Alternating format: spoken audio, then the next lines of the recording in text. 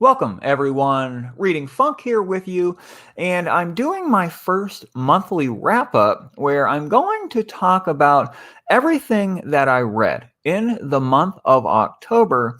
And I want you to let me know what you've read in the comments, whether you're joining me live or you're joining me afterward. I will reply to all the comments on this video.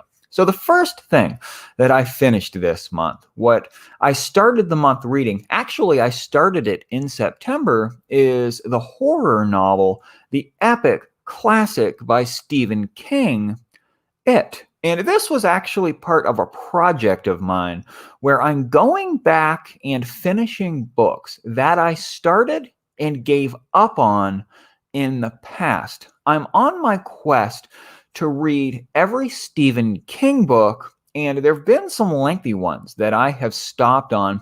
The Stand is an example. Sleeping Beauties is an example.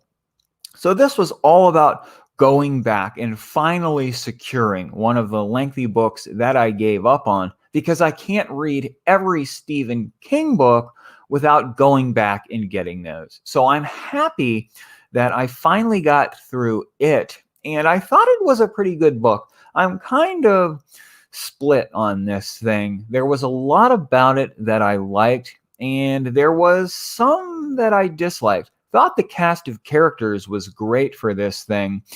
I also felt that the monster was extraordinary, and I loved the way that the monster presented itself as other literary monsters. For example, the monster presented itself as the witch in Hansel and Gretel.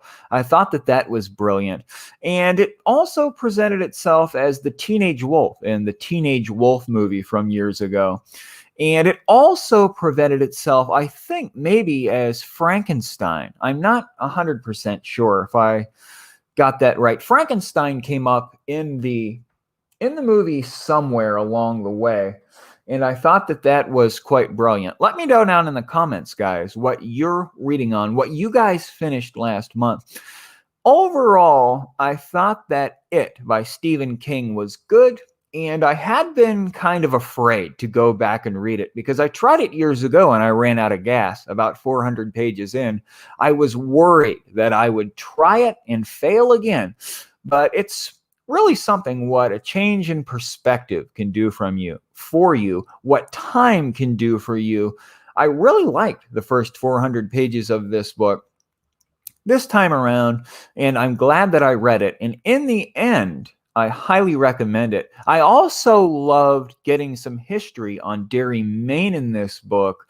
That was a joy for me. You get to find out how Derry got its start, how the city formed. And there's so much good lore and history here for the Stephen King universe that I thought it was quite brilliant. Hey, Kevin, how you doing?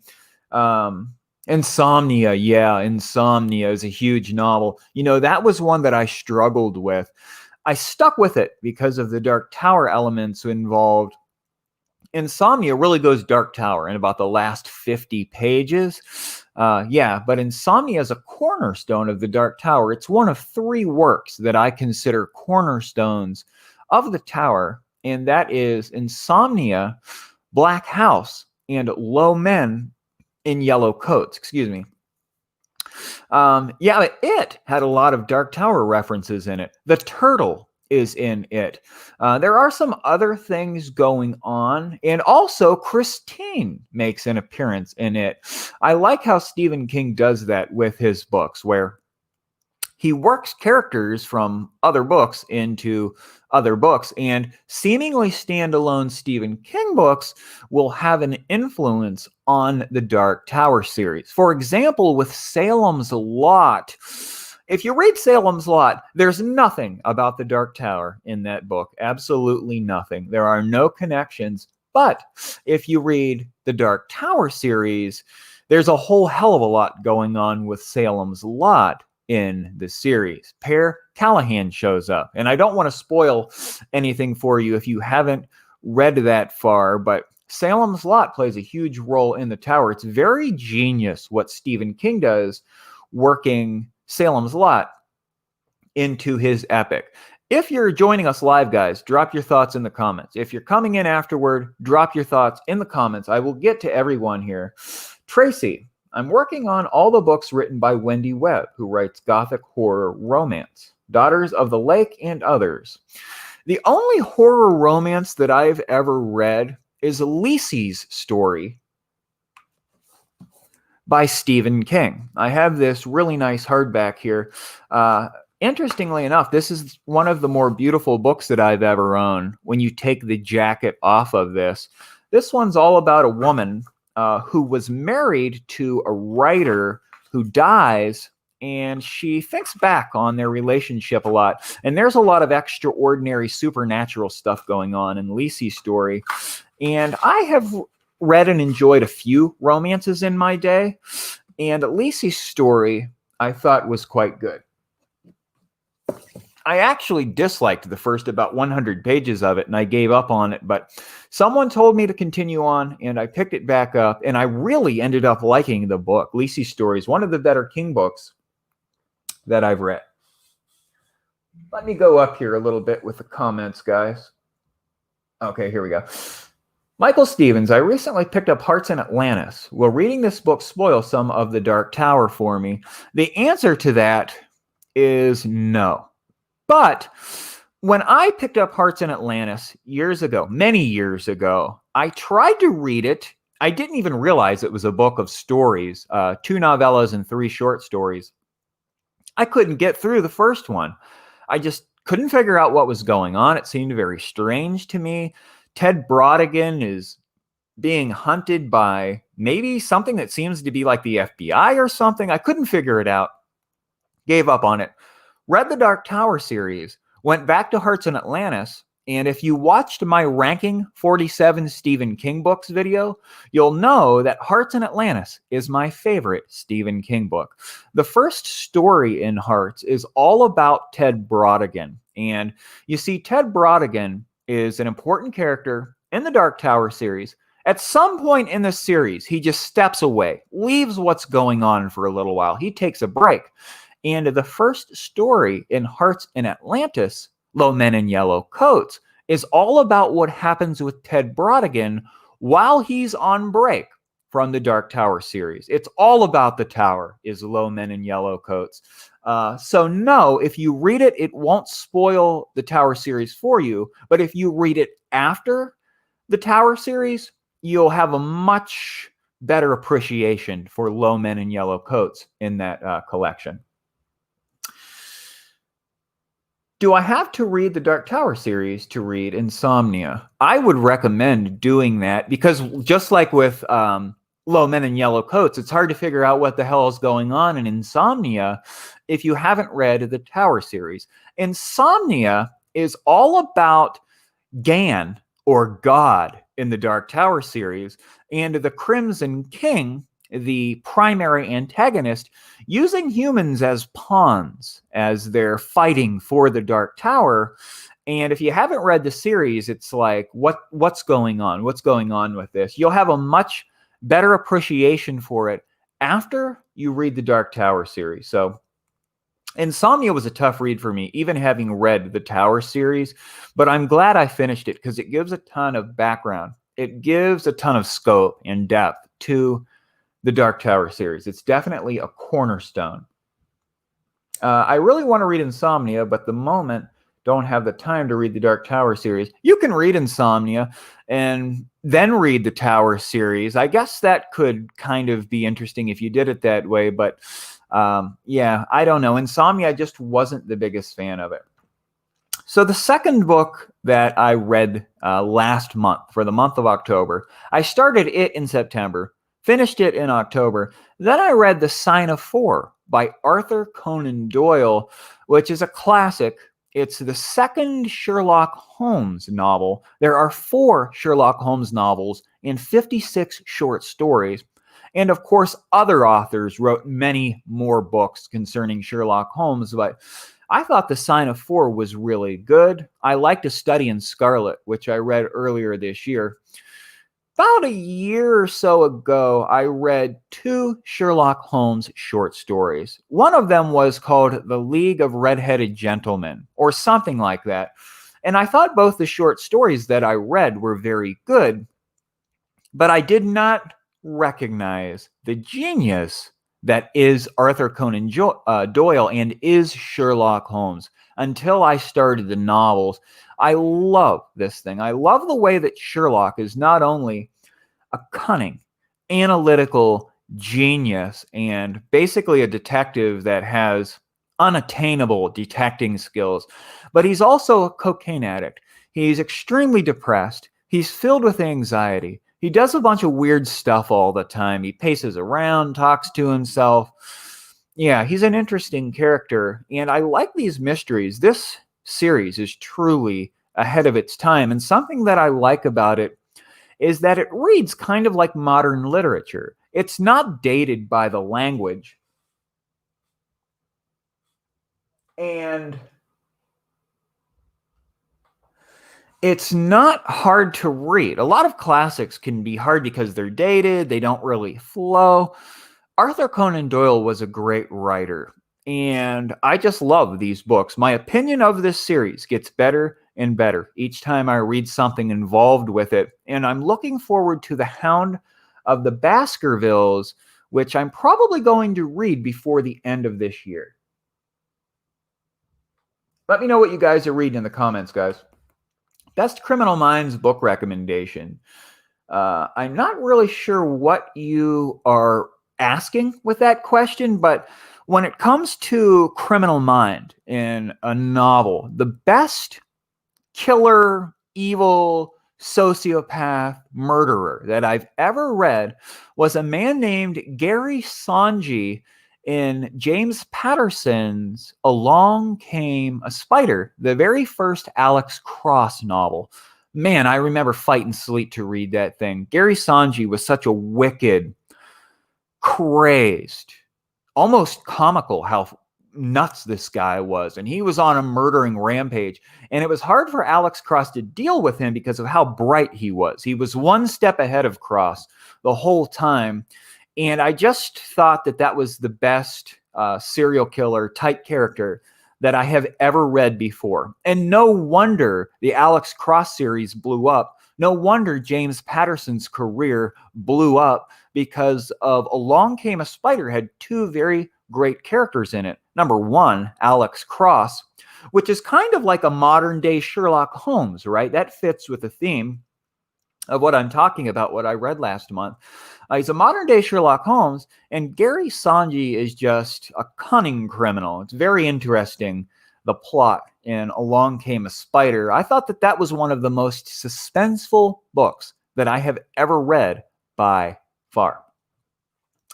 I finished Nosferatu last month. I enjoyed it. Have you read anything else by Joe Hill? Absolutely. I have. I read Nosferatu earlier this year. Thought it was good. I thought it was a successful blending of horror and fantasy genres. I thought that worked very well, and I got the Stephen King references in it. The Gas Mask Man was a play off of Stephen King's The Trash Can Man in The Stand. Another book that I gave up on by Stephen King that I'm going to go back for next year. There are two Stephen King books that I gave up on that I dreaded going back into, not only because I already tried them once, but because I knew the plot lines because of the movies. But I finished it, and I actually enjoyed it. I dreaded going back, and I enjoyed the read. So I'm going into The Stand early next year. Once I have that one, I'll really feel accomplished as a constant reader, because other than the Dark Tower series, most people would say that The Stand was his best work.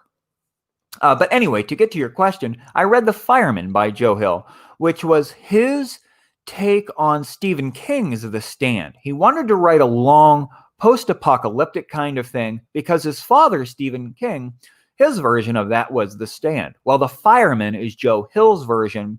I thought it was a great idea. What happens in his is that people get this illness that happens with them. It's kind of like a disease that they get where their flesh starts to turn black and they burst into flames. And people all over the place are catching this thing. And there's a community that gets together to try to survive this, right? And that's what this whole book by Joe Hill is about. I thought it was way too long. I thought it could have used about 300 pages worth of editing cut down. I thought it was a good idea, but that was the one book by Joe Hill that I wasn't a big fan of. I read Horns by Joe, and I thought that that one was pretty darn good. You know, Horns and Nosferatu take place, maybe I'm wrong on Nosferatu, but Horns takes place in Stephen King's Maine. You'll find that Castle Rock isn't too far away, that Derry isn't too far away from the plot setting in Horns. So I thought that that was pretty interesting. And in Nosferatu, Hill actually nods to the Dark Tower, which I think is pretty interesting. The tower makes its way into his book. I think that that's it that I've read by Joe Hill. I did read a couple of his short stories in 20th Century Ghosts, but I didn't finish it. But I do like Hill as an author. Currently reading The Outsider, 50 pages left. Going to start the Dark Tower series when finished. Looking forward to it. Your reviews are greatly appreciated. Well, I appreciate that support. The Outsider was one that I gave up on, that I've got to go back for. I thought that it really started good and that it took a foul turn that I won't talk about here because I don't want to spoil the book for anyone else. But The Outsider, I read the sequel to The Outsider. In the novel, or the collection of 4 novellas, If It Bleeds, which is one of Stephen King's new ones, we have a direct sequel for The Outsider called If It Bleeds. And I didn't particularly care for it for the same reasons that I didn't really care for The Outsider. It's a shame, too, because I love Holly Gibney as a character, and King puts her in plots that I don't really like. The only plot that I liked her in was Mr. Mercedes.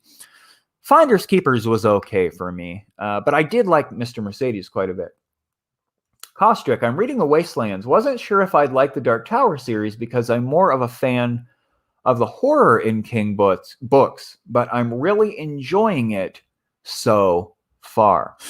The Wastelands is a good one, and I have to read that soon. I'm going to be doing a project here on my channel that's going to be huge, and it's going to take me a lot of effort, and it's going to take me a long time to do it. I'm going to do summaries for every Stephen King Dark Tower book. And what I mean by that is I'm going to do a video where I'm talking and I'm summarizing each chapter in the entirety of the Gunslinger book. That's probably where I'll start. Even though I need to read The Wastelands next, I read The Gunslinger 3 times. I've read The Drawing of the Three 3 times. And I've only read The Wastelands in each other Tower installment just 1 time. But I want to do a chapter summary walkthrough of every single book where I'm basically telling you the story that happens, summarizing each chapter back to back. That would be huge if I could summarize the entire story of the Dark Tower with chapter summaries. That's a big thing that I'm going to do. And I want to do it with Peter Hamilton's Pandora Star series. That's a lot of work because not only do I have to sit down and read the books, I actually have to stop after each chapter and write down a summary of that so that I can then work that into a video. It's going to be a whole big project with the Dark Tower series, but no one else has done it on YouTube. No one else has done it. And I'm always looking for ideas to set myself apart, and I want to summarize that entire series. I think that's going to be a lot of fun, a lot of work too. Joseph, keep it up and continue being motivational to bookworms. What is your November book recommendations? Well, I'll tell you what I'm working on here. I am working on right now The Queen of the Damned, which is the 3rd book in the Vampire Chronicles. And I highly recommend these Vampire Chronicles by Anne Rice. Let me grab them here. So here's your recommendation for November. It starts with Interview with the Vampire. Very good book. Very just brilliant what Anne Rice does with these. And she does something similar to what Stephen King does with his Tower series, where Like, for example, in The Queen of the Damned, a lot is coming up. The actual book, The Interview with the Vampire, this book right here is actually in The Queen of the Damned. The book itself comes up. So she worked one of her novels into her other novels, which I think is just brilliant. But the second book, my collection's pretty beat up here, you guys will see, beat up old paperbacks, but The Vampire Lestat is the second installment in this series. And I am currently working on the third one. I have two different paperbacks of this. I'm reading my other one, but The Queen of the Damned. I heard that the movie's quite horrible, but I'm loving the book, and I'm getting more history. Claudia is back. It's just a very good book. It's one of the best books I've read in a while. The next one in this series that I will read will be The Tale of the Body Thief.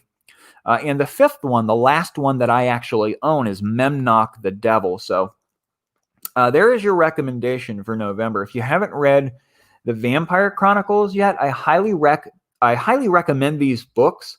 And I just love them. I just love these books. And I can't wait to review here The Queen of the Damned on my channel. And someone's supposed to actually come on and talk with me about it. We're going to do a spoiler-filled discussion on The Queen of the Damned book.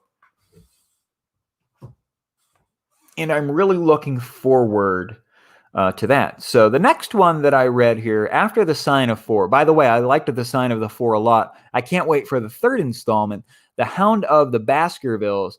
I think that that's going to be a real joy for me. I'm just a huge Sherlock Holmes fan. You can see my toys here, guys. I have one of Stephen King's It. This is Bob Gray, a.k.a. Pennywise, a.k.a.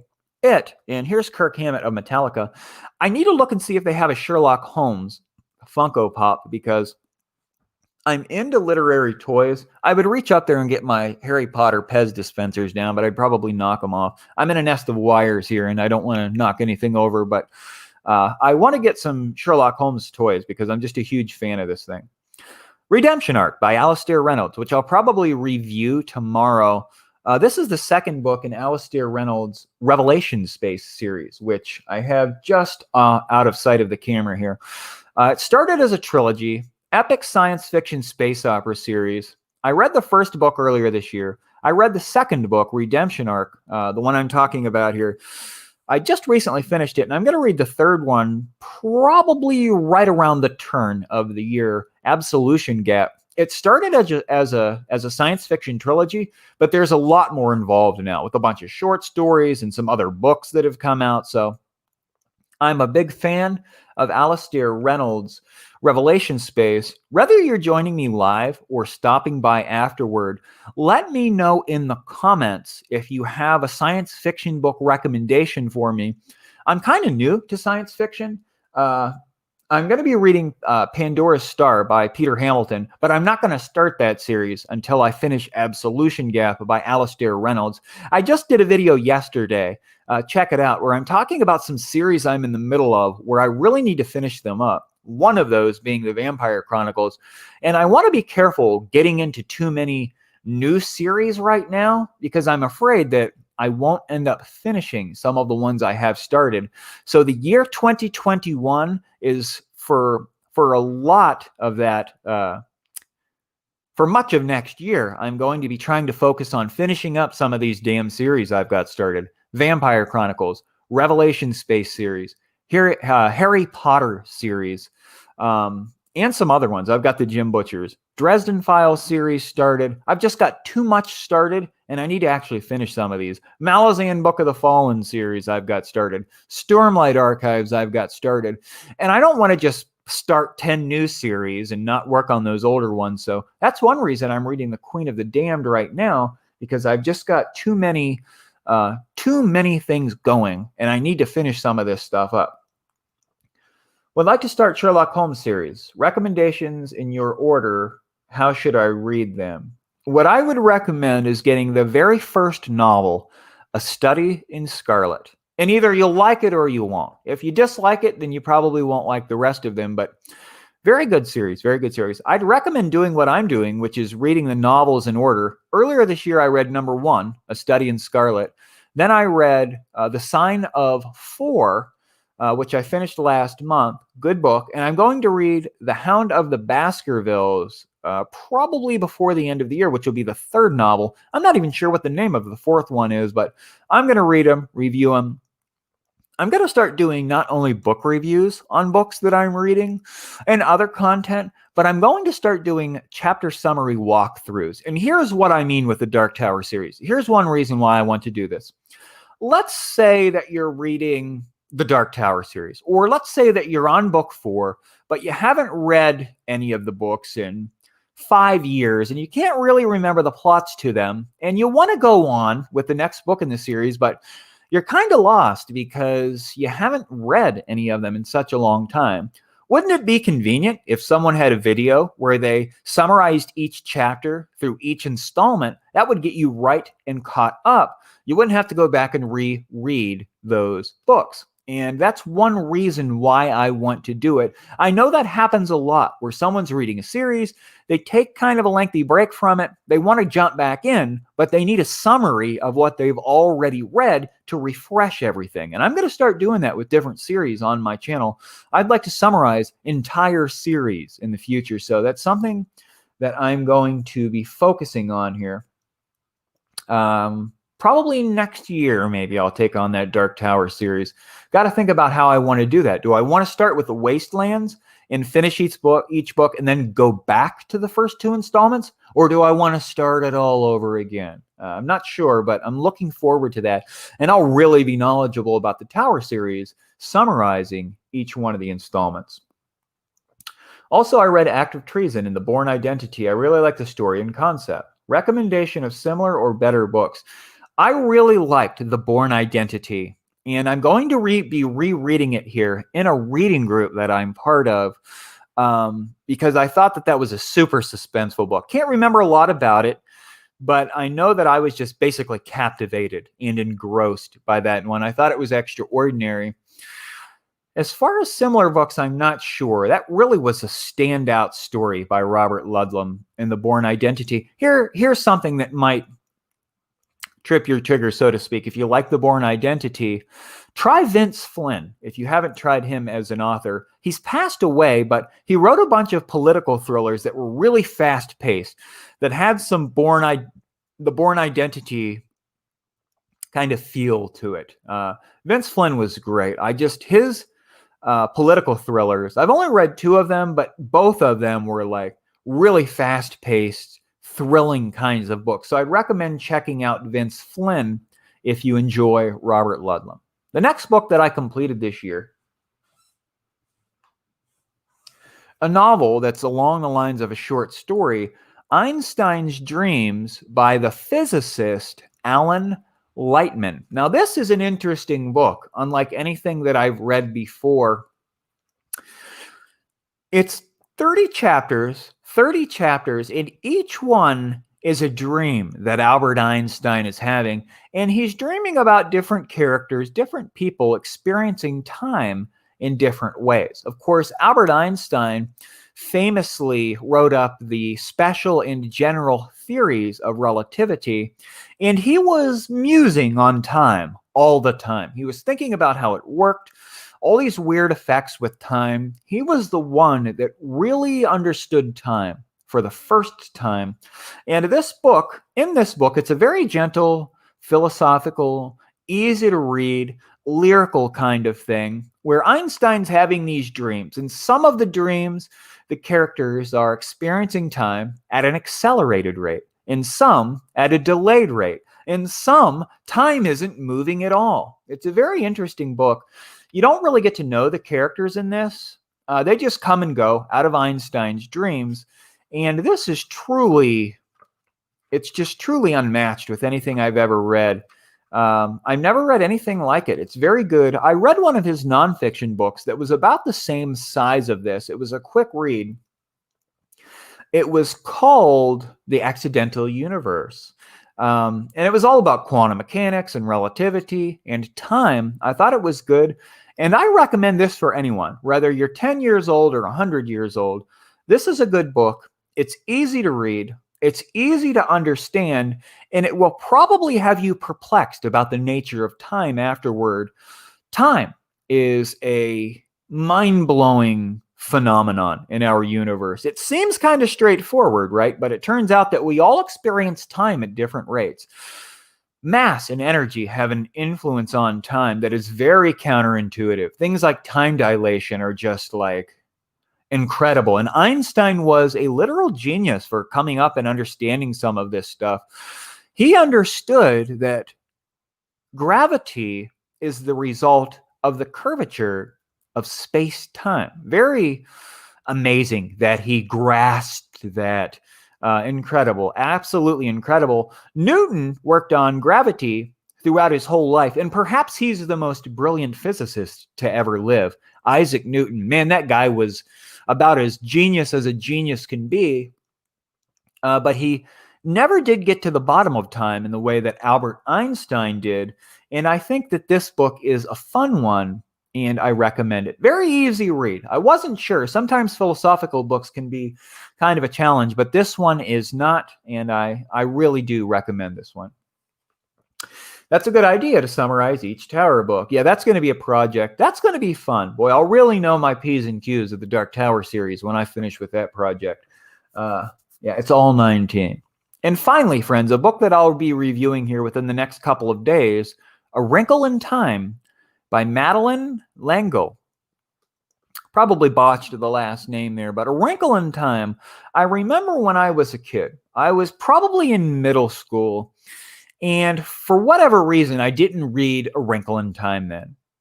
And I remember that I liked the book cover. There was a centurion on it, a half man, half horse thing. I thought it was an attractive book cover, and I always wondered what that story was about. Over the years, I would think about reading it, and I finally buckled down and did it this year. I have an old beat-up copy of it. I'm not sure where I put it here. It's somewhere. It's somewhere around here, but I will be reviewing the book. I thought it was good. I thought it was very good. I thought it was a book that the author enjoyed reading. That was a vibe that I got from it. I thought it was a book that was very smooth and flowing, and the pacing was good. All the moral points and the philosophical points I thought were very good in the book. And I think that just about any author would like to write a book that just seems so easy and easy to read and brilliant. It just seems like there was no effort for the author to write it. And I don't know if that's true or not, but I liked the scientific themes within it. Time is a theme in this one as well. I just liked it. I want to talk about the plot here, and I probably won't talk about it in the review that I do. I'm going to do a real quick book review of it. It's a quick book, and I think I can summarize my thoughts on it pretty quickly in just a few minutes probably. But it's a book that I would highly recommend. You know, I'm not sure if I'm growing my beard out. About a year ago, I cut my hair. I had about 4 to 5 years worth of hair, and I had a pretty lengthy beard at that time as well, but I'll probably trim it up. I noticed there's quite a bit of white in it. Just a couple days ago, I said, wow, there's a lot more white in my facial hair than there used to be. But yeah, guys, that's it. This month, I read It, The Sign of Four by Arthur Conan Doyle, Redemption Arc by Alastair Reynolds, Einstein's Dreams by Alan Lightman, and A Wrinkle in Time by Madeleine L'Engle. And for the upcoming month, I am definitely going to finish The Queen of the Damned, and I can't wait to do my review on that. I think it's going to be a very enthusiastic review. I really like this vampire world that's been created by Anne Rice. This is probably the best vampire series of all time. Anne Rice owns vampires with this. The vampire Lestat is a central character in each one of the books, and I know this about this series. And this is why I've got to get to work with this. I've got to read some of these things. I don't think I'm going to take a break from this series for very long after I finish The Queen of the Damned. There's 13 books involved with the vampire part of this, but 2 epic horror series actually merge with this thing.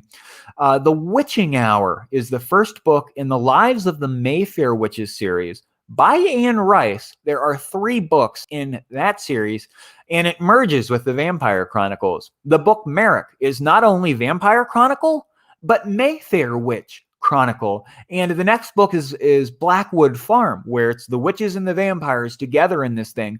So she actually has two epic horror series that come together, and I want to see how that works. And I looked up the Mayfair Witch Book 1, The Witching Hour. It has a really good rating on Goodreads, and it's way over 1,000 pages.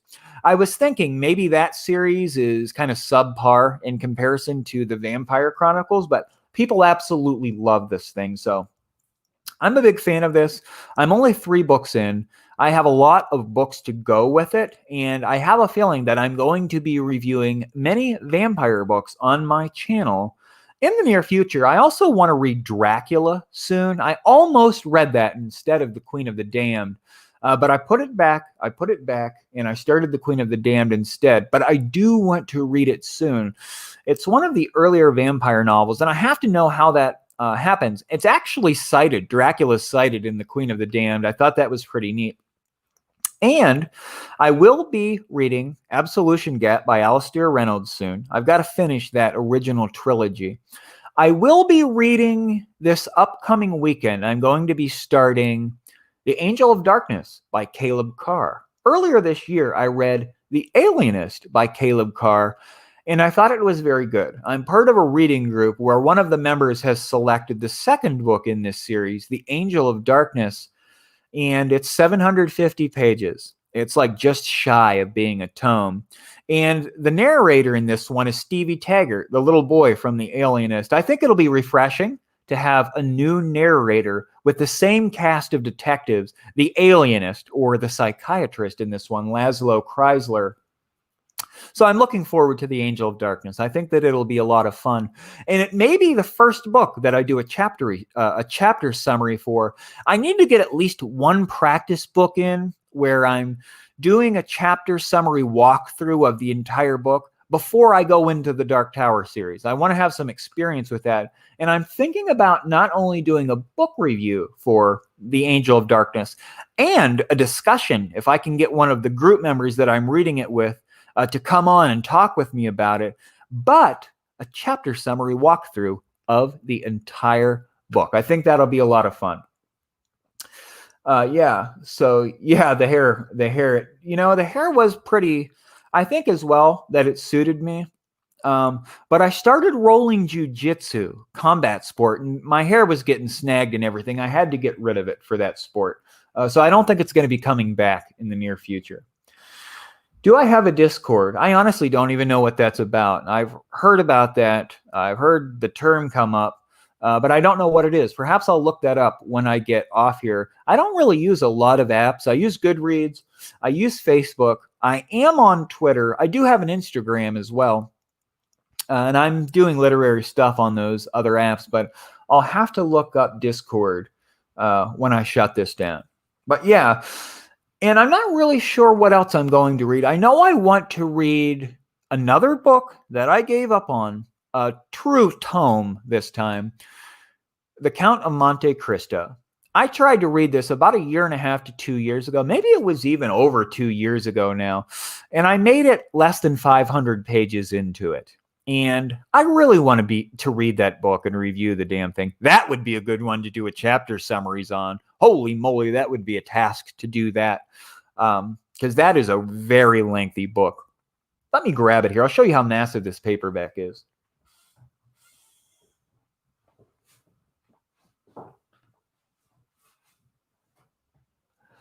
Okay, so here is my Penguin Classic book that I spilled coffee on when I first got it, The Count of Monte Cristo. This is a massive, massive paperback. And I made it probably about this far into the book. And I gave up. But like I did with it, I'm going back and I'm going to finish it because I like classics. And I think it's just kind of important for me to read this book, one of the most famous and read books of all time. I want to know what this is about, and I want to read it and review it. I want to do a chapter summary on this. That would be such a massive, epic project, and I'm sure many people would watch it just to be reminded of this book if they had read it in the past. But yeah, this book really starts good. Man, did I think the first 200 pages were good. It's about a prison break and everything. I'm not going to say anything more about it, but I felt that it kind of strays. The plot begins to stray big time. And it's a book about revenge. And I just thought there was like too much was being added to the plot. Man, it starts to branch out and everything. With characters being introduced, it truly is an epic work. Man, it must have took a lot of work to write this thing. It's almost 1,300 pages in this massive format. I could actually probably knock somebody out with this book. It's such a large one. But this is my Penguin Classic. And what I'm going to do to get through this thing the second time, I'm going to read and audiobook, which I think will help. And I'm also going to set up a group read on the book. I'm going to lead a group through it. And that should help to motivate me to actually finish the thing this time. And I want to also read, let me grab another one that's a massive tome. It's even lengthier than this one, I think.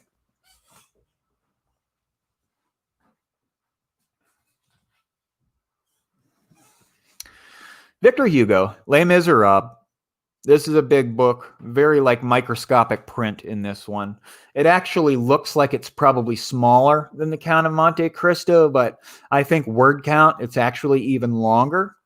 I'm going to put this off until I finish the Count of Monte Cristo. Something about me tells me that this is going to be a tough read. And it's 1,400. It's 1,463 pages in the paperback, Les Miserables. And I know it has something to do with a prison as well. I'm not sure what that's about, but I know that it's a classic. This is the unabridged edition. And I think that it's going to be worth it. I don't know. Maybe I'll really love the book. When I look at it, it looks like I could start running out of gas with this.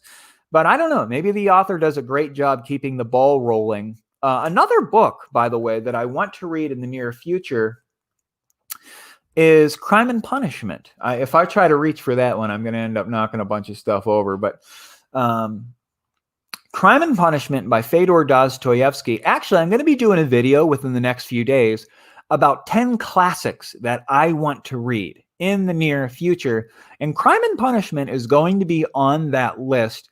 I know that it's a very philosophical book. I guess it's about a murder. A guy commits a murder. He thinks it's the right thing to do and everything.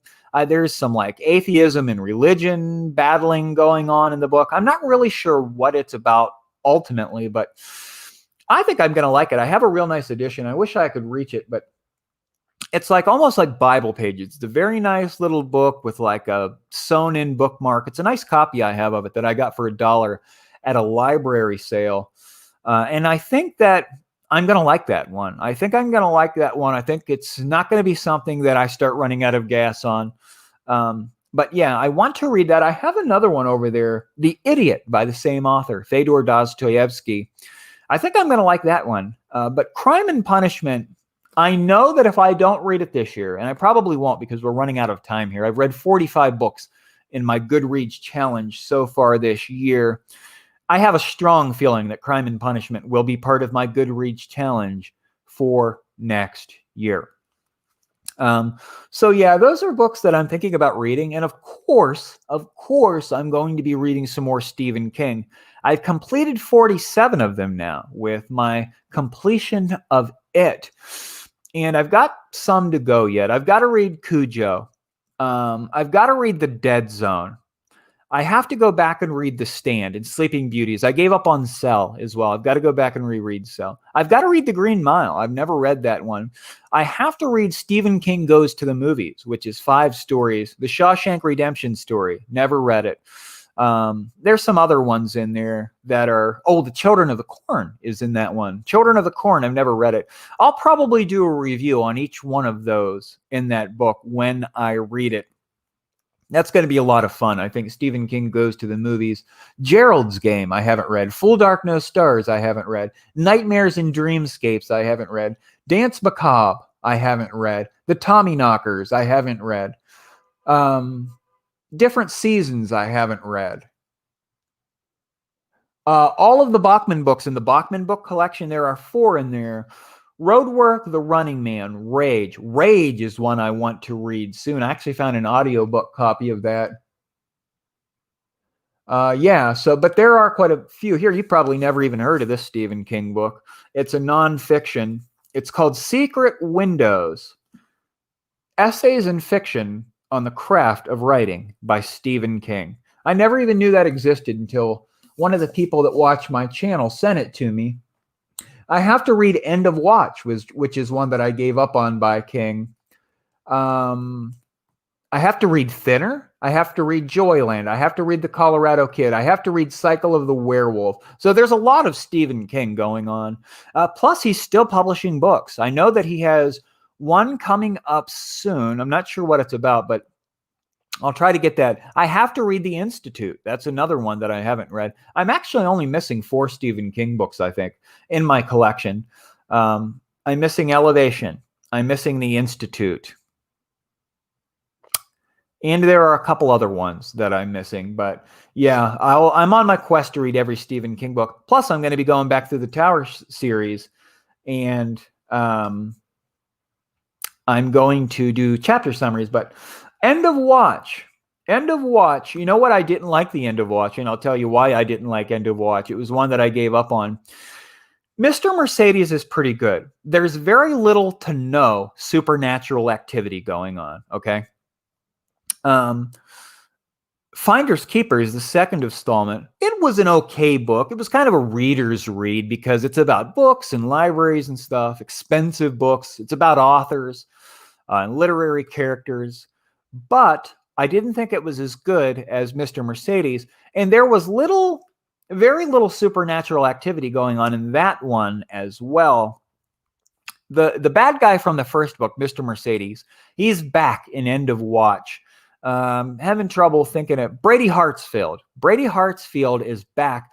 And the book goes just too supernatural. I thought it was silly. I won't mention what happens here. But I just didn't like it because of that. Let me know. Come back and let me know what you think of it when you finish it. But I just wasn't big on it. Alex and Andy, I enjoyed The Running Man. I can't wait to read that. And I know that it's in this. This is a book that's actually kind of a rare book. I know the hardback is even more rare, but I have the big old paperback here. Rage, The Long Walk, Roadwork, and The Running Man are in this one. And I think that I might even at least read Rage before the end of the year. This is a long book. I know a lot of people like The Long Walk. I actually gave up on that one, but that was just because I read like the first 5 pages and decided to read something else. I don't really know what I'm going to think about The Long Walk overall. I believe it's one where there's no supernatural elements in it. And that's pretty interesting. But yeah, I can't wait to read these, and I will review them all separately and the entirety of the book in its own right. I recommend you read Russian classics, Dostoevsky and Tolstoy, and some other names I can't pronounce. I want to read some of those as well. I actually have some Tolstoy over there in my classics collection. But yeah, I enjoyed Crime and Punishment. Sometimes the language in older books can be confusing, but that one was easy to read. That's something that means a lot to me. And I'm looking forward to doing that. Yeah, so interesting. Cool Brando, I'm not sure if you're the one that actually commented on my Dark Tower, which books to read with the Tower series or not. That was probably the last live stream I did, which was a while ago. Let me scroll up through the comments here just to make sure I got everybody.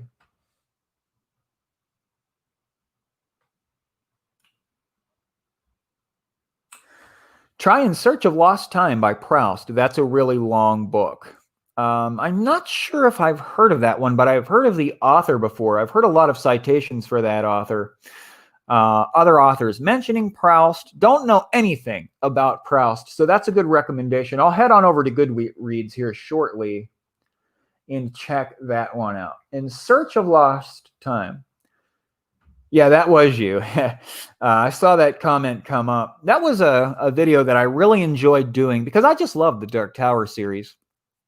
And how some of these other books play into the thing is huge for me. It's huge for me. What was that book here? In Search of Lost Time by Proust. In Search of Lost Time. Let's see what this thing's about.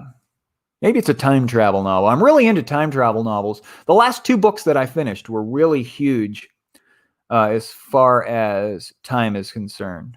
Oh, here it is. In Search of Lost Time. It looks like this is in a foreign language, and I'm not going to be able to read it.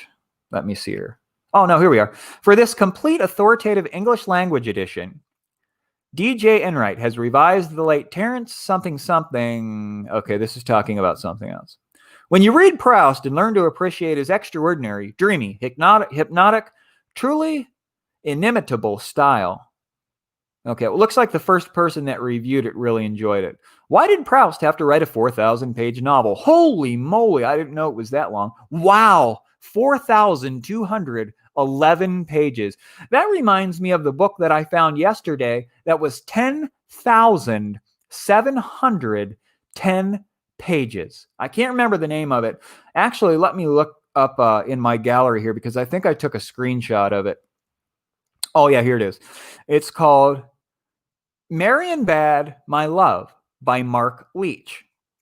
And it is 10,710 pages, 2.5 million words in one book. I'll read you the first few paragraphs about what it's about. Exiled on a deserted island, a Christ-haunted journalist turned filmmaker attempts to persuade a married woman from his past to help him produce a science fiction-themed pastiche to the 1960s French New Wave classic last year at Marienbad.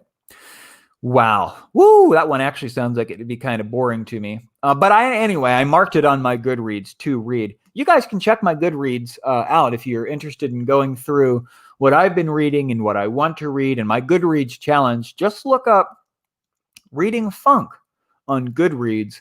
But I'm always looking for book recommendations. Yeah, you asked if you should add the Talisman to your tower list, and I replied to you that I would not do that. And the reason being is that the Talisman has very little to do with the tower. In fact, you could catch absolutely nothing that has to do with the tower. In the Talisman, a lot of people try to compare Jack's adventure in the Talisman to Roland's adventure in the Dark Tower series. And perhaps there are some related things going on there in the similarity of some of the elements, but there's like nothing going on with the tower in that book. Now, Black House is all about the tower. The Crimson King is back trying to get a beam breaker in Black House to help him wreck the beams of the Dark Tower to crash all of reality. And a gunslinger named Jack Sawyer is trying to stop him. So Black House, all about the Dark Tower, a literal cornerstone of the tower. The Talisman, very little to do with the tower. Don't forget Project. It's a pretty good time travel novella. Yeah, okay, I'll check that out on Goodreads here when I get finished up. It's an epistolary story. What did I read that was an epistolary story? It wasn't N by Stephen King. That was a nested narrative story. Epistolary story. That's where there are... Oh, Carrie by Stephen King was a book that I read. It must have been last year that I read it because there were like a lot of newspaper articles and journal entries and all this stuff. That was where I learned the term epistolary novel, was when I read that. Black House is amazing. I actually struggled with Black House. I attempted to read it 4 times before I finally buckled down to finish it. It's a deceptive one in how long it is. It's a tome. But when I did complete it, I was quite happy that I did because it gives you background and depth on the Dark Tower that you wouldn't have without that. So Black House, yeah, Black House is Black House. Peter Straub, many people don't consider this fact. We say Stephen King wrote the Dark Tower series, right? And he did, but many people don't consider that Peter Straub actually authors some of the Tower story with his work in Black House. So even Straub has a little part of the Tower himself. So that's pretty interesting. N is a very good short story. I really liked that. But I have Embracing Tarot, new subscriber. Welcome to the gang here. But yeah, I have a lot of books that I want to read. I have a lot of series that I'm trying to finish up. I love the Laszlo Chrysler series that I'm into. The very next book I'll read is The Angel of Darkness by Caleb Carr. A very good series, but you're going to see in the near future from me a lot of Vampire Chronicles, a lot of Revelation Space by Alastair Reynolds, a lot of Stephen King, a lot of Harry Potter, because I've got to finish those up. The very next one that I'll be going into with Potter, I almost bought this when I was at the store earlier. My Potter series is beat to hell and back. They're all tape on them and everything, but I've got to read Harry Potter and the Goblet of Fire. And I was at the store earlier today, and there was this copy of Harry Potter and the Goblet of Fire. It was this big hardback thing with these very beautiful pictures in it. It was the entire book in the illustrated version. It was $33. I had to run out of Walmart to prevent myself from buying that thing. But my Harry Potter series is very, very beat up. I bought them all secondhand. Some of them are just barely held together by the binding. And I would love to have the entire Potter series in those illustrated editions, though that would cost me several $100s to do that. But I really like those. Man, do I like those. I wish Stephen King's Dark Tower series had illustrated editions that are as beautiful as those Harry Potter books, because I think that those are just extraordinary. Cool, Brando. Can't wait. I'm going by your guide in that Dark Tower video you did. Taking a little break on my journey, but I got Wizard and Glass next. Finished The Stand back in September. You're one step ahead of me with The Stand, a book that I haven't finished yet. And maybe you wonder, why would I recommend The Stand as part of the Dark Tower series read when I haven't even completed it? It's because I know everything about it, because I've talked with so many people about it, and I've seen the movie. I know what The Stand is about, and that's one thing that's preventing me from wanting to read it. But I will read it soon. That would be a very good one to do a chapter summary on, because it's one of the most looked up book reviews on YouTube. I think I could do great with a chapter summary on that whole book. But here's my copy of Wizard and Glass. I have a paperback here. I have another paperback of this. My whole Dark Tower series are just mismatched. They're all mismatched covers and editions. For example, I actually have The Wastelands in the illustrated version, but this is just very basic illustrated version. There's a picture in it here and there. Michael Whalen actually drew up the picture for these things. Here's Jake being pulled out of the world he's in into another world. But these are really nice, but no, not as nice as that Harry Potter book that I saw. But nice nonetheless. I'd like to own at least a matching set of the Dark Tower series, even if they're in the paperback. Every one of them I have here is in paperback. I don't have any hardbacks. Check this out, Tower Junkies. The Man in Black by Al Conroy. Look at the price tag. 19 cents. Very interesting story behind this. I found The Man in Black. If you've ever read the Tower books, or if you've read at least the first one, you know who the Man in Black is. This is an old Western. 19 cents is the price for this, the price that I paid for it. I thought for sure that was intentional. I thought that the bookseller probably put that on there because he was a Tower junkie. He doesn't hardly know anything about Stephen King. So I don't know. It's a mystery to me why that book was selling for 19 cents. Come over to the YouTube channel, guys. If you're watching on Facebook, come over to my YouTube platform. Just look up Reading Funk and subscribe real quick. Even if you don't want to stick around now, you'll see, that way you'll get to see updates when I release. I have a lot of projects that I'm working on here. I'm going to be doing my spoiler-filled review on Redemption Arc that I've recorded twice now, and I hated it both times. I'm going to be doing that probably tomorrow. I have to review A Wrinkle in Time, and I'll also be reviewing soon The Queen of the Damned. And I'm also going to be, probably tomorrow, I'm going to be doing my list of top 10 classics that I want to read. And I'm also going to be doing a video on classic book recommendations, some of my favorite. Earlier this year, I read A Connecticut Yankee in King Arthur's Court by Mark Twain. First time reading Twain, thought it was brilliant. So I want to read Huck Finn and Tom Sawyer and all that stuff. I like classics a lot, you know. I thought with this series or with my channel, I was thinking maybe I would just kind of stick to fantasy sci-fi, but I'm all over the place with what I like to read. I think for the most part, I've been focusing in on horror, and I think I'm really going to focus in on science fiction. I do a lot of fantasy too. I'm going to be reading this book here next month. I'm scheduled to read Jim Butcher's book 4 in the Dresden Files. I recently read Grave Peril and reviewed it. But here's a science fiction series that I cannot wait to start. Pandora's Star by Peter F. Hamilton. I think that this is going to be a ton of fun. The first book is 988 pages, so it's a tome in its own right. And I'm looking forward to that. But I love classics. I love horror. I love science fiction. I like fantasy, low end, like Dark Tower and Dresden Files, and also high end. I recently finished The Way of Kings by Brandon Sanderson. It was the best high end epic fantasy novel that I've ever read. So I'm not really going to be narrowing down the genres here. I just cover a bunch of stuff. I love spreading my literary horizons or increasing the different books and authors that I read. I'm always looking for recommendations. There's so many classics that I want to get into. I also want to read The Never-Ending Story by Michael Ende. It was a movie I remember when I was a kid. I can't remember much about the plot. In fact, I remember almost nothing. There was a big dog-like dragon thing.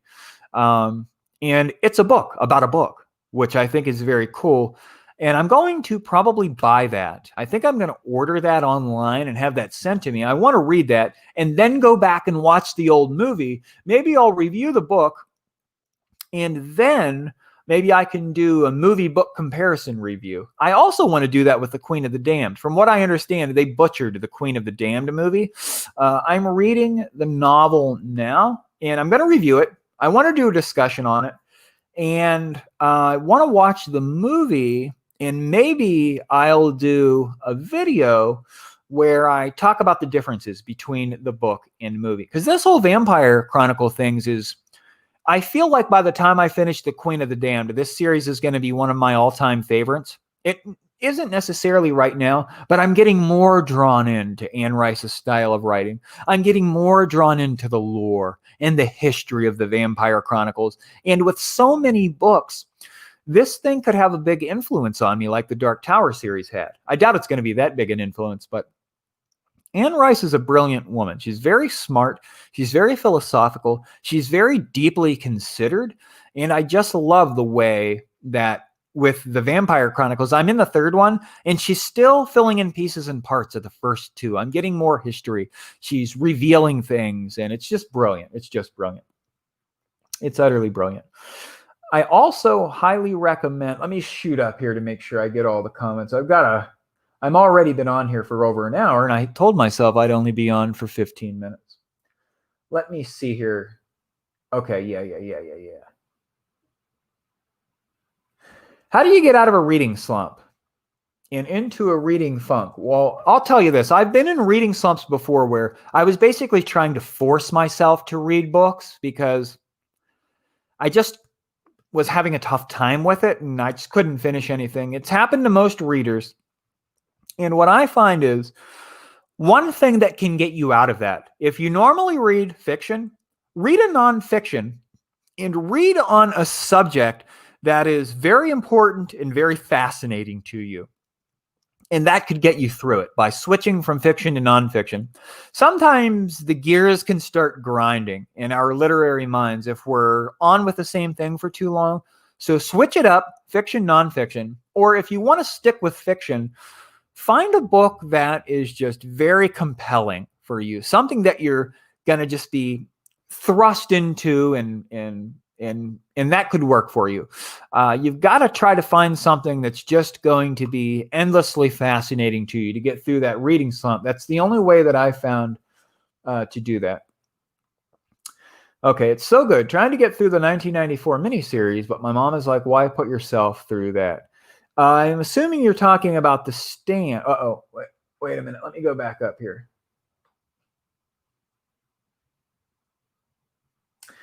Yeah, I think I watched the miniseries. That was where I got the story of The Stand, and I saw that it stays kind of true to the books because I read about 400 pages of the novel before I gave up on it. But I'm now reading Blue Remembered Earth by Alastair Reynolds. Unfortunately, I do not have the rest of the series. That's one that I want to read. I'm going to collect all of Alastair Reynolds' books.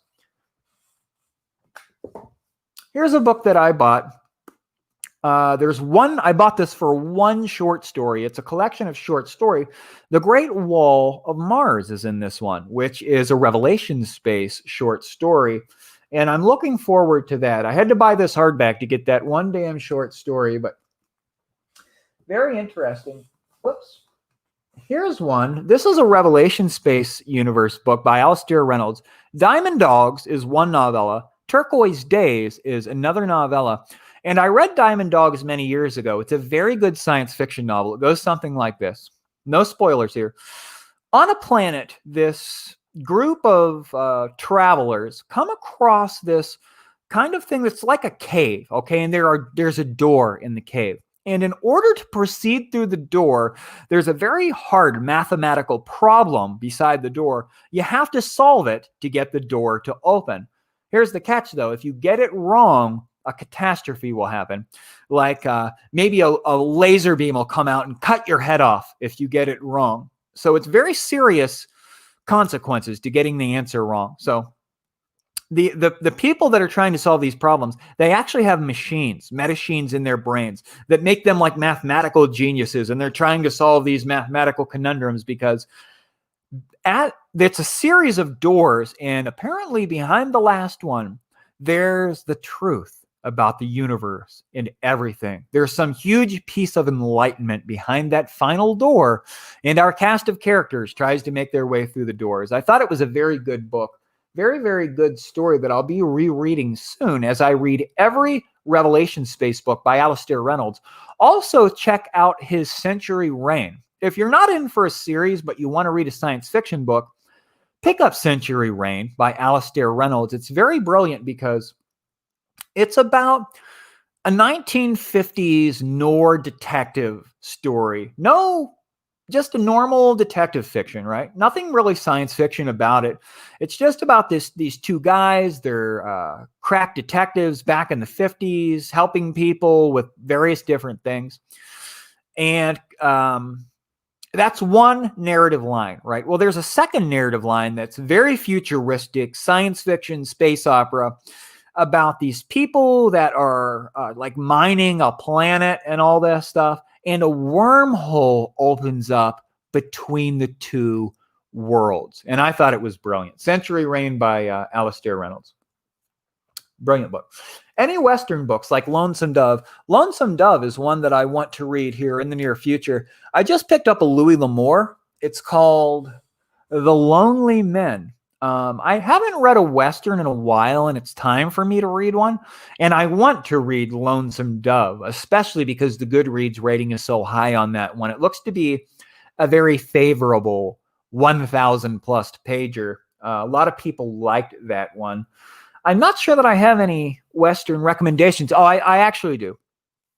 Louis L'Amour is flat out the best Western author of all time. Okay, he's generally recognized as so. Very inspiring story that he has because he's a man that didn't have any university education. He taught himself to write novels by reading books, and he became the best Western novelist. Very inspirational, especially for self-published authors out there that are writing without a university degree in English, that are just trying to work it out for themselves. I would recommend reading the Western memoir by Louis L'Amour, Education of a Wandering Man. It's his life story, and it's about the size of one of his Westerns. It's not very long, and it's about his life. He really lived a Western kind of life. He was out west. He worked in the mines and all this stuff, and he was an avid reader. He actually has a list in the back where he kept like a log, kind of like we modern day people do with Goodreads, about the books he was reading. But that's the Western that I would recommend to you. Louis L'Amour's memoir, Education of a Wandering Man. Very good book. How did I come up with the name Reading Funk? My last name is Funk, and I'm reading all the time. So that's where I got the name. Speaking of sci-fi, The Sphere is definitely a must-read. I'm not sure if you're referring to Sphere by Michael Crichton. That is a book that I read. I thought it was a pretty good book. I didn't like it as good as Timeline. Now that's a good timeline, or a good time travel novel by Michael Crichton.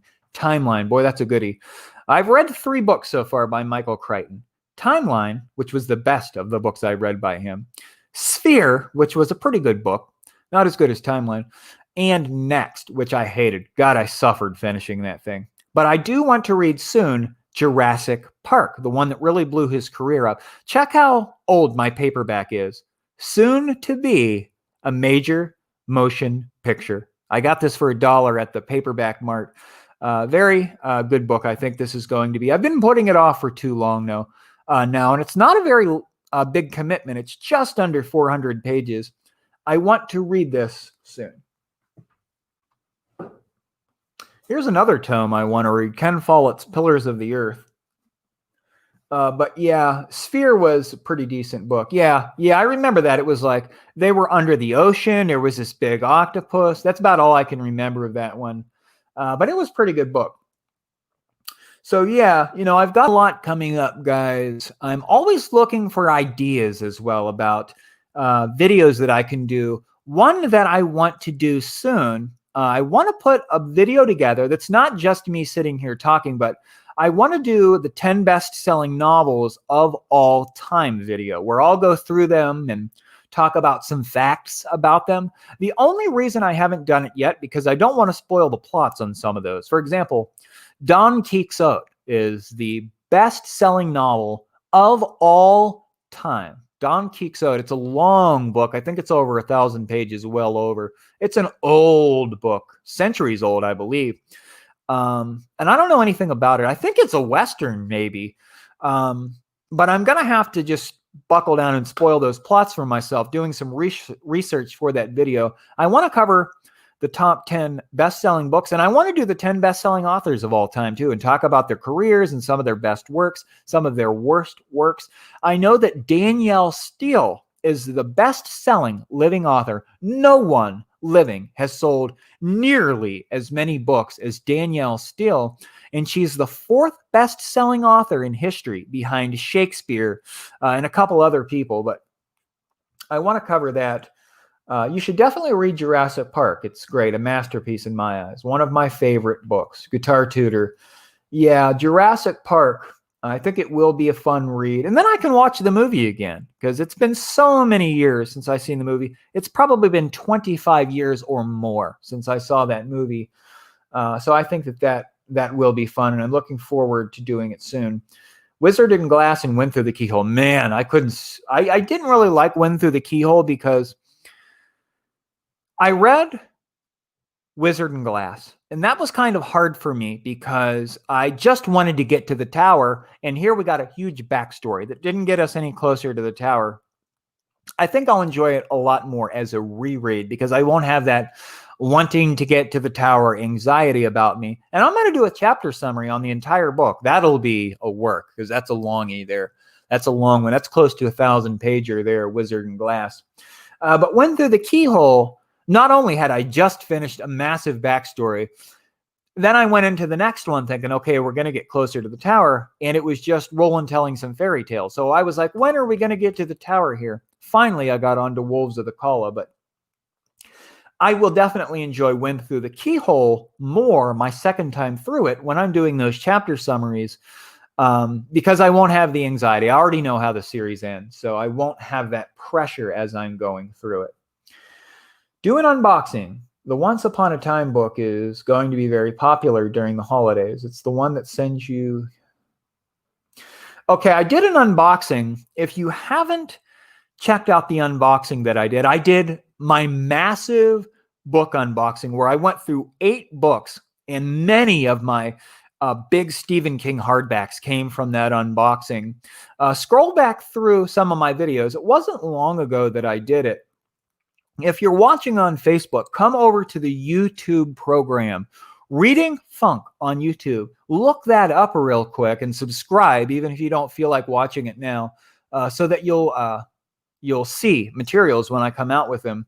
But yeah, I did a massive book unboxing that was just phenomenal. It was like at least a couple $1,000s worth of books that one of my viewers actually dropped off to me. One of the viewers in my local area, with like 40 big Stephen King hardbacks in it. It was just crazy what this woman brought me. I was so appreciative of it. I did a live stream where I went through every single book. My old mad teacher told me to put the book down when King tells you to in the last book rather than keep going. Yeah, so I came to that part in this series. Stephen King tells you stop reading the book as you're at the very end of this. This is a 1,050 page copy of The Dark Tower itself. And right at the end, Stephen King says, look, I've thought about this series for many years, and I've had to end it somehow.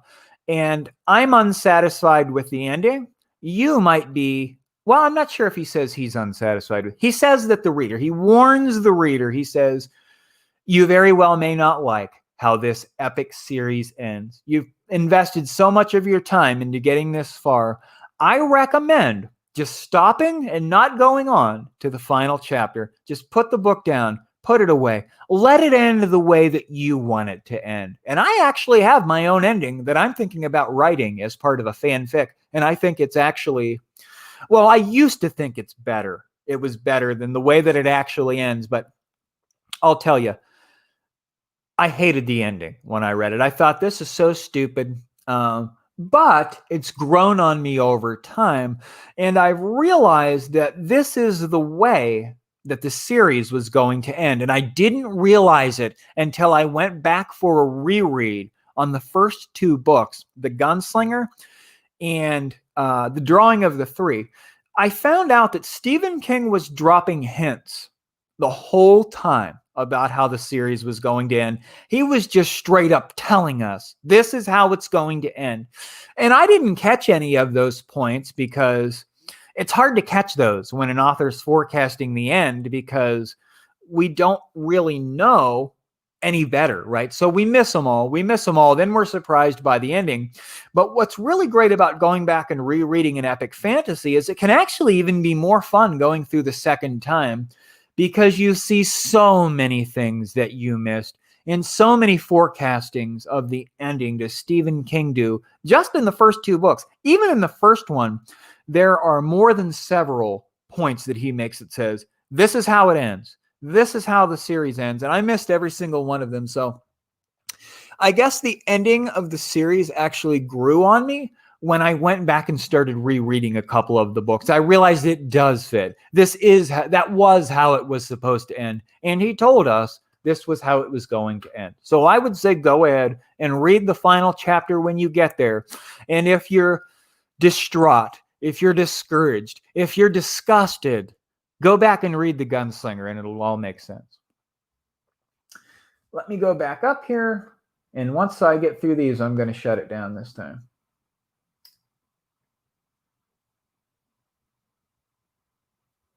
There's a lot of chaos theory talk from Ian Malcolm in Jurassic Park, and it's honestly so interesting. I can't wait to read and review it here. Maybe I could do a chapter summary on that one, considering it's basically a sci-fi classic now, right? Michael Crichton loves his science, and therefore his graphs and diagrams in his books. I think he was a scientist himself. Alastair Reynolds is a former astronomer, a former Welsh astronomer. That's one reason I like his Revelation space books, because he knows the science. It's very clear that he knows the science. He doesn't have to collaborate with a scientist. He doesn't have to have a contact who's a physicist, right? Because he's an astronomer himself, and he knows what's going on with the science. And I think that's a really attractive part of his books. I'll put it down when he says so. Maybe I'll finish it on the second time around. In order to appreciate the books the second time around, you have to finish it the first time around, because that's what you're going to be picking up on the second time around. You're going to say, my God, he told us exactly how it was going to end. And here I was so surprised by the ending. I guess I didn't really know what to expect with the ending. I didn't expect that, but he must say hundreds of times through the books that this is the point. This is the whole point of this thing, is how it's going to end. So, yeah. But let's not forget that he rewrote the first two books to match the ending. He actually only rewrote the first one. He was thinking about rewriting them all. Let me grab here. He rewrote the first one. He revised the first one. Here's the original, the Gunslinger book. And the reason King revised this is because there were some kind of continuity errors in it. He merged two characters into one character.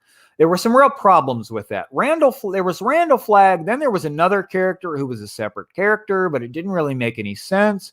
And King brought those two together in the revised edition. He added 35 pages to the thing. So the revised edition is a little bit longer. It's a lot cleaner. And I recommend reading the revised edition. I've yet to read this one myself. I'm familiar with the differences. And I may read this one the next time I go back through it, because I already know what to expect and what's different about it. He was going to revise them all, but he gave up on that work as he realized it would be a lot of work and that it was really unnecessary. He accomplished what he needed to just by revising the first one. He cleaned everything up. And it is true that he forecasts the ending to the series in that original installment. So you could read either one of them, but I recommend the revised edition because it's the better book. At least I think it is. And King thinks it is. But yeah, that series is a very good one. I actually have a tattoo here.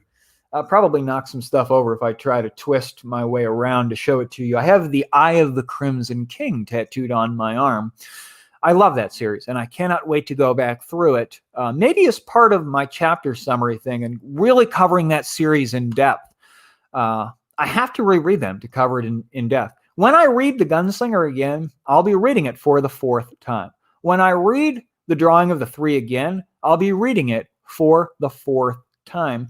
When I read The Wastelands again, I'll only be reading it for the second time. So, yeah, I've got to go back through those. But I'm going to wrap this up, guys. That is what I read for the month of September. I'll go over them just quickly one more time. And I was surprised. I had a good month of reading in the month of was it October? Yeah, it's October that passed by. We're now into November. I had a good month, all in all. I finished Stephen King's It. Gave it a 3-star rating on Goodreads. I finished The Sign of Four by Arthur Conan Doyle. Gave it a 4-star rating. I gave Redemption Arc a 3-star rating. And I'll talk about that when I do my spoiler-filled review of it here within the next couple days. Einstein's Dreams by Alan Lightman. I gave that one a 4-star rating. And A Wrinkle in Time by Madeleine L'Engle. I gave that a 4-star rating. I'm thinking, where was the last 5-star rating? It was The Way of Kings by Brandon Sanderson. That was my last 5-star rating. I think at the end of every month now, I'm going to do this, what I'm doing now. And maybe it'll evolve a bit over time, but I want to talk about the books that I read over the past month. I see a lot of YouTubers do their monthly wrap up, and my problem with doing it the way they do it is I'm already reviewing the books that I'm reading, right? So it doesn't really make sense to me to do a monthly wrap up, basically re-reviewing the books that I already reviewed. So I'd rather come on and mention the books that I've reviewed and get some insight from you guys during the monthly wrap-up, whether you're joining me live or afterward. I want to know what you guys read. I want to know what you guys recommend. I want to know what you guys want to see me read and review here on the channel. So rather than just recording myself doing my monthly wrap-up, I wanted to go two ways. I want to know what you guys read and what you're looking forward to, because I'm really interested in what you guys want to see, because I've gotten good recommendations and good ideas in the past from you guys, and that's worked out well for me more than several times creating my videos. Let me go back up here. Yeah, the Stand Uncut. The Stand Uncut edition is worth a read. That's what I have up there, is a massive hardback. I think I'm actually going to buy the mass market paperback when I'm going through it, because sometimes I like to read the text, Sometimes I like to listen to the audiobook, but I really like doing both simultaneously. And that's what I'm doing with The Queen of the Damned. I'm listening to the audio while I'm reading the text, or at least most of the time, that's how I'm doing it. I'm thinking about getting a Kindle, and I'm going to do an episode on that here soon. Should I buy a Kindle or not? That would be a pretty good episode. I can see myself getting a Kindle, buying the ebook version, buying the audiobook to go along with it, and buying the paper copy to put on my bookshelf. That'd be 3 copies of every book I would have to get everything I wanted out of them. That'd be very good for the booksellers if they could get everyone doing that. But I'm going to go ahead and cut it off, guys. This was my reading wrap up for October. Let me know what you read in the comments. If you're joining me after the live stream, I've got a lot lined up that I want to read this upcoming month. I have some good books coming up, and I have some projects I'm going to start with, the chapter summary things and everything like that. I'm going to talk about the classics I want to read. I'm going to talk about should I get a Kindle or not. That'll be a live stream. I'm going to talk about just a lot of stuff. I've got a lot of recommendations I've got to give. I've got a lot going on, so make sure to subscribe and hit that like button if you haven't already. I'll see you next time, guys.